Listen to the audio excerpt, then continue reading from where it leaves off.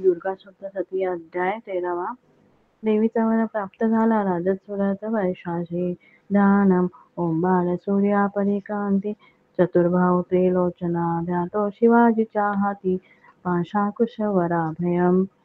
ओम ऋषी वाच्यम. असे बोलून राजा देवी महात्म्य उत्तम प्रभामयसा देवीचा जगधारणती करी. विद्युत्पती तिचे हाती विष्णुमाया भगवती. तिचेसाठी तुम्ही वैश मोहित अन्य लोक हे. आता मोहित सर्व पुढे होतील मोहित. त्या परमेश्वरीशी जावे शरण राजया.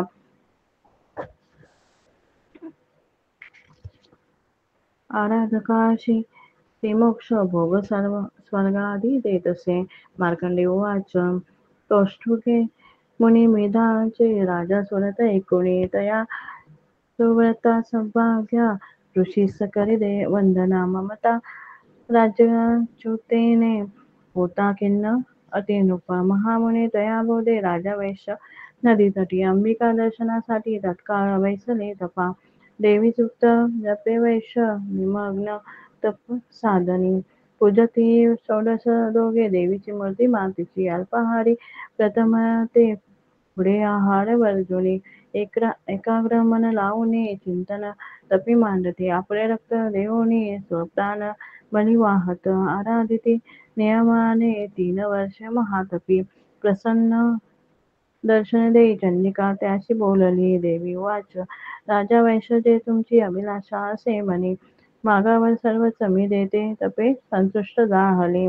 मार्कंडेय उवाच. दुसऱ्या जन्मी राजर्षी अखंड रूप मागत. इहजन्मी शत्रुनाश गत राज्य मिळ म्हणे. विरक्त वैश्य तो सुज्ञ ममत्व मी पण नसो. निरासक्त करियेसे नम्रत्वे ज्ञान मागत. देवी उवाच. राजा अल्पदिनी आता राज्य लाभेल ते तुझे. शत्रू एक न राहील भोगशी तेल संपदा. तेथे मरता तू होशी विवस्मानास मालक.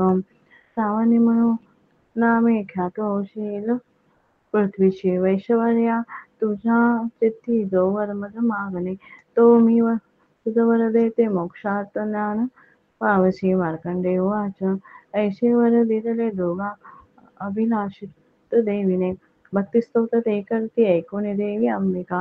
अंतर्धान तिथे आली सुरत श्रेष्ठ क्षत्रिय. सूर्याचा पुत्र होऊनी सावर्णी म्हणून होईल.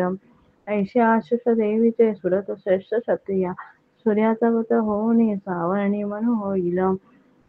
क्लीम ओम श्री अच्युत विद्युताय प्राकृतवतटिके असे मार्कंडेय पुराणे सावर्णिके मन्वंतरे देवी माता त्रयोदशाध्याय. श्री कुलदेवता चरणार्पणमस्तु.